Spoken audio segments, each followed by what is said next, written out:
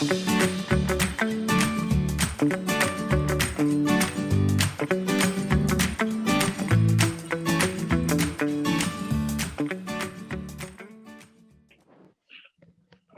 and welcome to Autism Network Scotland's new vlog, In Conversation with Neil.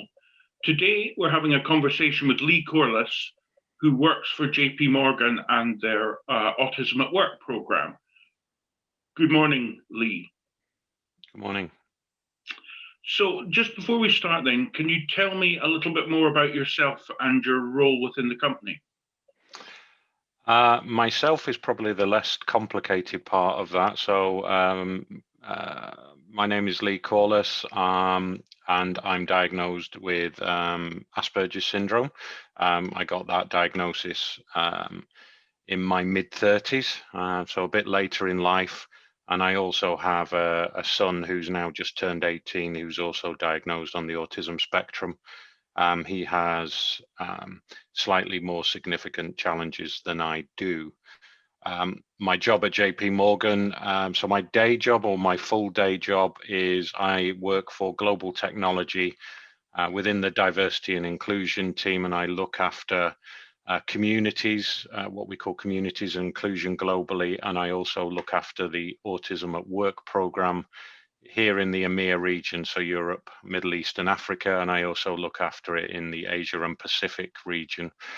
We have a lot of centers out in India and Manila, so I look after the program out there as well.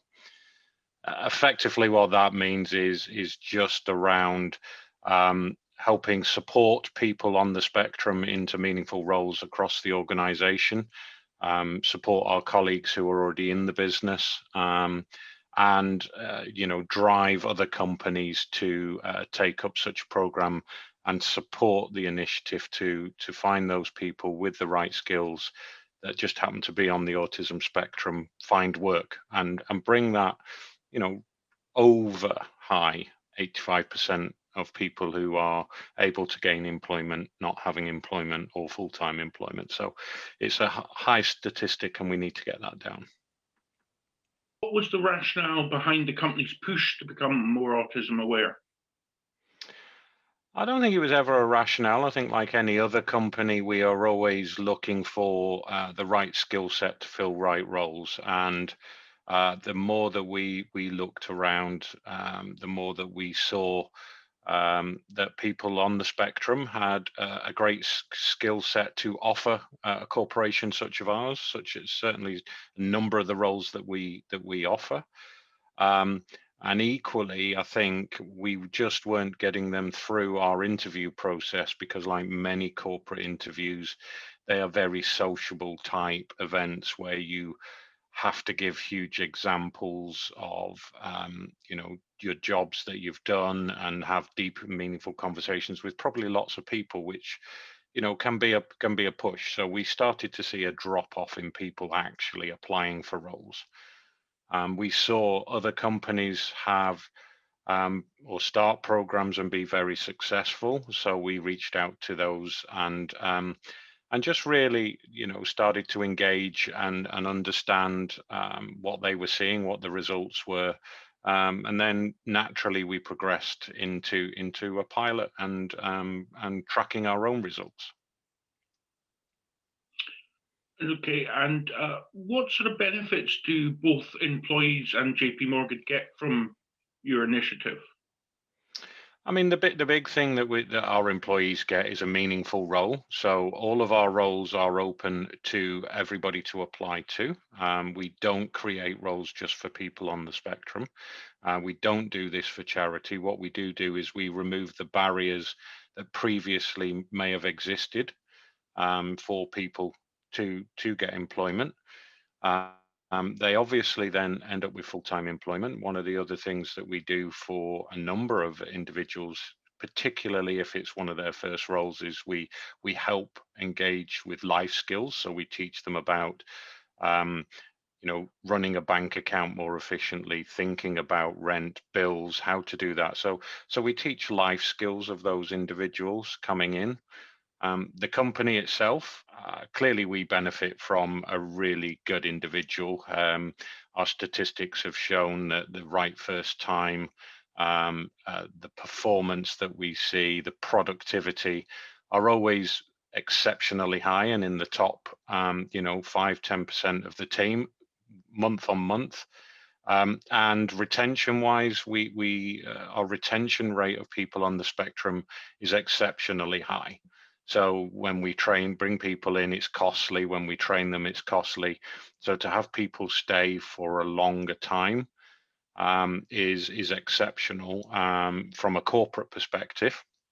And clearly, in a company where we're not just a tech company, we are a finance company, and we're moving an awful lot of money around that needs to be somewhere at a point in time. Getting things right first time is really important. So having a workforce that is able to do that, follow the process exactly, etc., has been a huge benefit to our organization.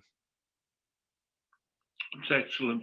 And did you have any sort of what sort of pushback did you get from senior colleagues or shareholders, etc., on there's a certain amount of stigmatism over employing disabled people as being expensive because it's always major physical changes to the environment or major adaptations in a way that I would say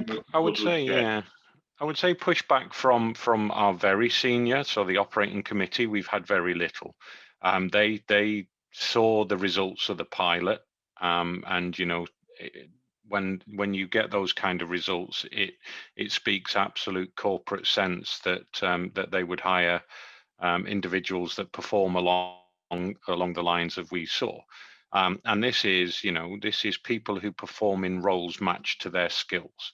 This is not saying that we're going after the best of the best. What we're after is the people with the right skill set for the right jobs, because then with the right support, they're going to absolutely give great results. And that's what this is about. So very little pushback from high on. In fact, nothing but support from senior management that comes down through the organization. You do get some questions from lines of business, as you've just said, around how much does reasonable adjustments going to cost? I think it's going to be expensive. And that piece is just around educating. It's not expensive. As you can see, I've got noise cancelling headphones that I'm wearing at home. I don't have it fully on one ear, but when I'm in the office, that actually quietens the entire office down if I'm having a day where I am overstimulated by the noise in the office, if we ever get back to the office. The reasonable adjustments I get, like many companies, we have no fixed desks. So you go to an area and you take a vacant desk. My reasonable adjustment is I have a fixed desk, so I know where I'm going every day. That desk is mine. It's fitted so I know that there's nobody to one side of me, so it minimizes all of my surroundings, etc. Don't cost a company a lot of money.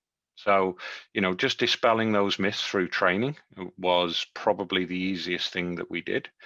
And then dispelling the rest of the myths through, a lot of training and education of colleagues and other managers, frontline managers that might be managing individuals, just around, is it going to be more difficult to manage somebody on the spectrum? And actually, our training shows when managers sit it, it's like I just manage them as if they're an individual. So if I manage everybody in my team as an individual, it's quite easy to manage. So they were the things, if you would like to say, call them challenges that we needed to overcome. I didn't want to call them challenges. They are just a step you need to take when you're hiring a group of people. You need to train people.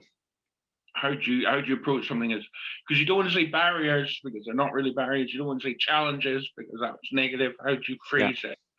I mean, did you get any sort of pushback from your colleagues, and not necessarily management, but other neurotypicals that were working, going, hang on, why is this guy getting treated different from the rest of us?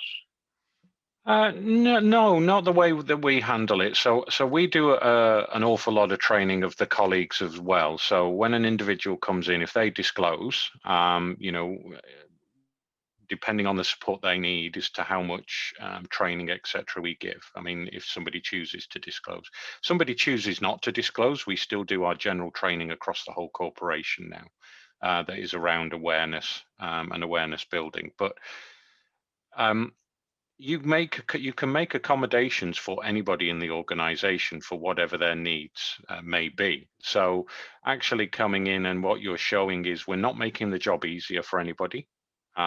We are removing some barriers. We are giving them tools that are required for them to achieve the targets that they need to achieve. No targets are reduced. So it's all around removing the barriers so the individual can perform to their best. So when colleagues actually see that, they see that there's no preferential treatment being given to anybody. It's around supporting the individual to deliver. Just as much as we will support them in their job. You know, they will have one-to-ones with their managers where they will go, oh, you know, I'm having this issue at home or this week. So everybody has challenges and need that support. So no different. That's excellent. And start that question again.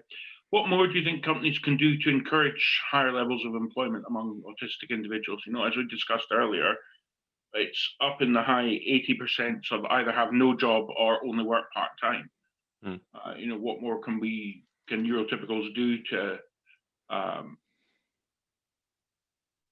increase employment?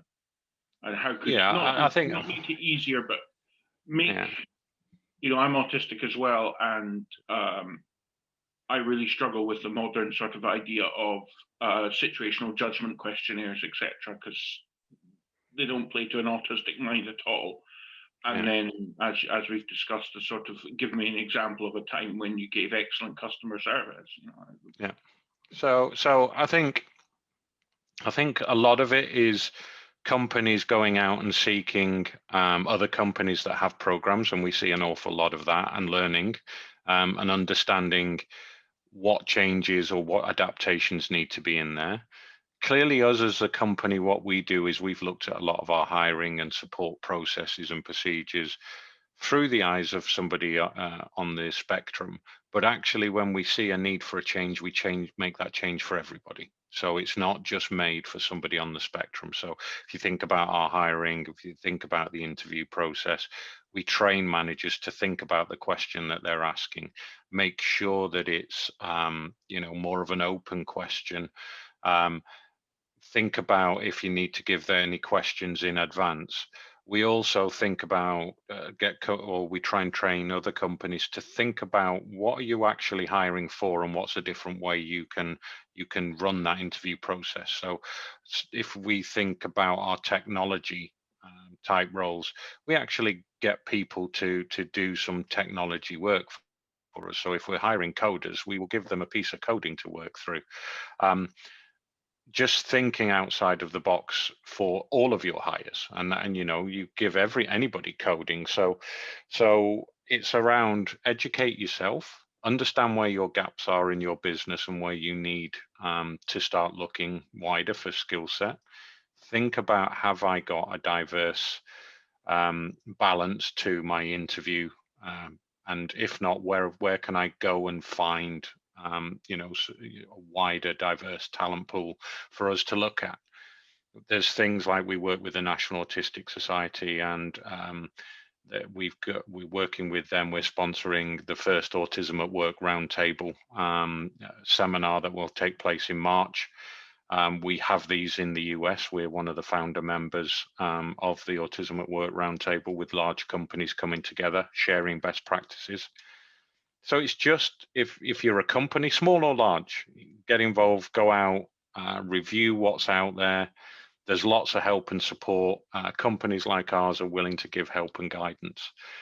And it's only working together, which is why I spend a proportion of my time going out and talking to companies and trying to get them to see the talent. So it's only in us all coming together and doing that will, that number of 85% come down. And it's all down to the company of whether they want talent. If I turn around to you and said, look, I can give you somebody who's likely to stay with your company long term is going to be probably one of your top 5 or 6 producers of work, and it's going to be right first time. What company's going to turn around and say, no, I don't want that individual? Yeah, but I mean, the problem to me is often modern systems aren't geared up to let autistic people show that. No, and that's some of the things that companies need to do. So companies do need to come and learn and listen from us and look at how we're doing things differently. But I think you find across the board that more and more companies are moving away from that situational interview now. They are becoming more open to different ways of getting people through the interview process. Even right down to how you write your job specification. It needs to be, what skill set are you looking for, rather than what personality traits are you looking for? Because the skill and delivering on the job is the most important part of anything. The personality traits, particularly as we work more virtual and people are working from home, become slightly less important. Everybody still needs to work as part of a team, but as long as we can communicate and interact in some way, the skill set is the most important bit. And more companies are opening their eyes to knowing that that's what they need to do. So you will see more moving away and moving to slightly better interviewing practices. And we've been at this we're into our 6th year, and we're a massive organization. So changing globally has been a slow and steady process, but we have got there. That's excellent. Well, I've not got any other questions. Is there anything else you'd like to add? No, what I would say as well is, there's companies doing an awful lot out there, but for people on the spectrum looking for work, it's now time and maybe to reopen and re-energize yourself and start applying. If you don't put yourself out there, we as companies are doing our best to find you, but you also need to put yourself out there. So the National Autistic Society have a Autism at Work page. They have some jobs starting to be paged on there now. Put your resume out there. Make sure that you're putting on skills that you've not only learned through school or college or university, but put on there skills that you've taught yourself.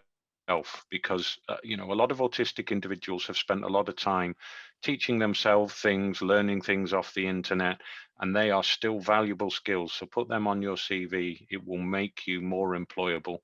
But I would say, don't be afraid to put yourself out there. If you don't put yourself out there, employers like us, and certainly me from the Autism at Work program, are not going to know you're out there and looking for work. Okay, thanks very much. Well, there's nothing else really to say then, but thanks very much for taking the time to speak with me this morning. Absolutely no problem. It was a pleasure.